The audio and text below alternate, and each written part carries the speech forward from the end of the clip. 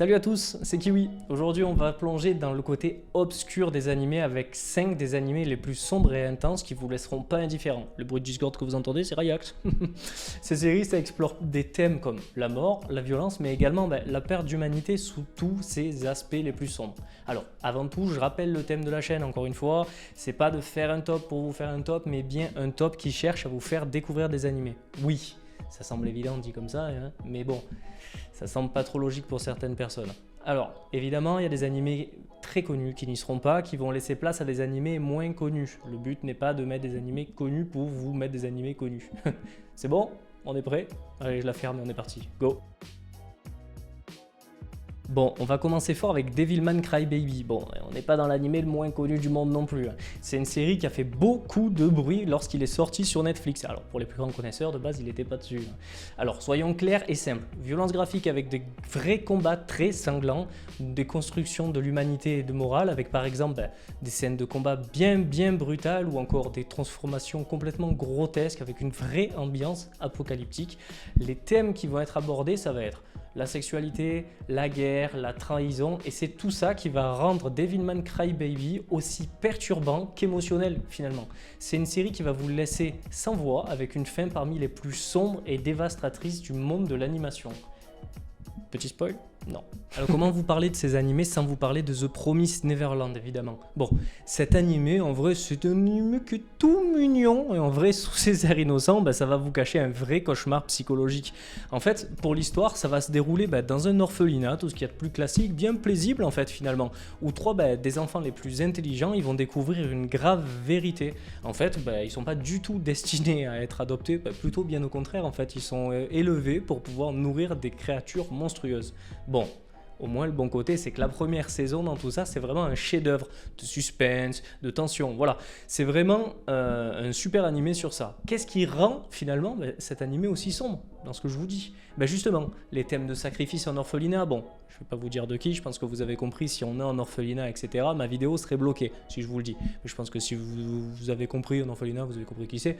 Le récit de survie, l'innocence brisée, le désespoir des personnages et même la pression constante qu'on va ressentir nous-mêmes derrière l'écran, ça va transformer cet animé en une véritable tragédie psychologique. Avec lui, une angoisse et une terreur omniprésente pour vous, comme pour les héros de l'animé, et il n'y a absolument aucun moment de répit. On va rester dans le même délire d'animé là avec Made in Abyss. Bon, c'est aussi un autre animé qui va juxtaposer une esthétique enfantine avec une histoire complètement et terriblement sombre en fait. Vous ne laissez pas tromper par contre pour le coup par son style visuel mignon, au contraire, cet animé va être incroyablement sombre, beaucoup plus que celui d'avant, avec des scènes de souffrance intense, de mutilation, de sacrifice. Bon, plus les personnages vont descendre dans l'abysse, et oui, Made in Abyss bien vu, plus les conséquences, que ce soit physiques ou même mentales, vont devenir de plus en plus lourdes. Là, vous allez pouvoir vous attendre à des thèmes de la mort, de la perte d'humanité ou même de la folie, explorés constamment. Chaque personnage va se retrouver confronté à ses propres limites et l'animé va nous faire ressentir à quel point l'abysse est imbattable finalement. Pour cet animé par contre, une petite atmosphère oppressante est à prévoir. Si vous vous sentez seul chez vous, c'est un bon animé pour que ce soit plus le cas.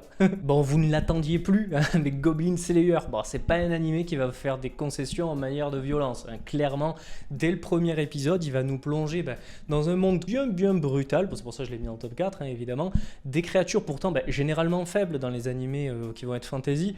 Les gobelins, ils vont être montrés comme étant des êtres vicieux et cruels. On va suivre un héros connu sous le nom de Goblin Slayer qui va consacrer toute sa vie à exterminer tous les gobelins du monde après avoir vu sa famille complètement massacrée, déchiquetée et plus.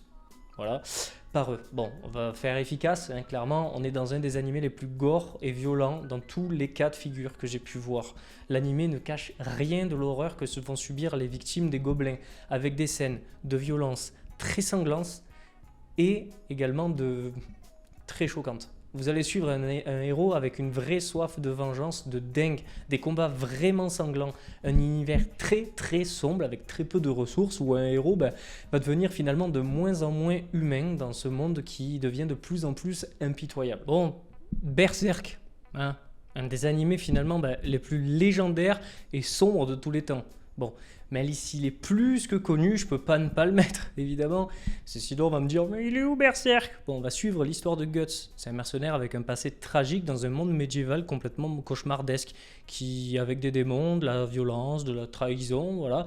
C'est une série qui est connue pour sa brutalité extrême, mais aussi pour ses personnages incroyablement profonds. Guts, c'est l'incarnation de la lutte contre le destin tragique. Il va se battre non seulement contre des ennemis surnaturels, mais aussi contre ses propres démons.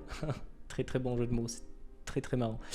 L'animation en 1987, elle va capturer à merveille l'intensité du désespoir de l'histoire, alors que la version de 2016, malgré ses multiples critiques pour l'animation, elle va continuer d'explorer l'univers brutal de Berserk, au programme de l'horreur, du sacrifice et de la perte autant humaine que d'humanité de notre très cher Guts.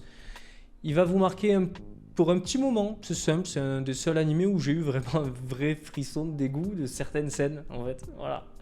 Pourquoi je vous ai parlé maintenant de la version de 1997 et celle de 2016? Comme je viens de vous le dire, la version de 2016 n'était pas trop bien vue de par son animation.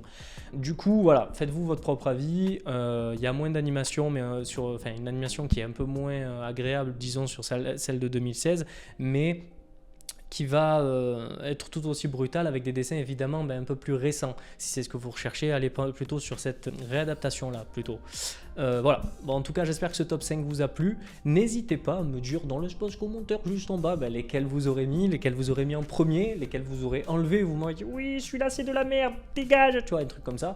Je sais qu'il y en a beaucoup à mettre, je sais qu'il y en a d'autres qui auraient peut-être même plus leur place, mais comme je disais, le but c'est que vous découvriez des animés et que pas forcément mettre des animés très très connus, sinon ça sert strictement à rien. Et encore que je parle, alors j'ai mis Berserk. Bon, voilà, j'espère que la vidéo vous a plu. Dites-moi ce que vous en avez pensé en commentaire. Si c'est pas le cas, les gars, pour ma reprise, ça fait plaisir. N'hésitez pas à vous abonner, à mettre un pouce bleu. Ça me régale. Si vous partagez, je vous fais même un petit bisou.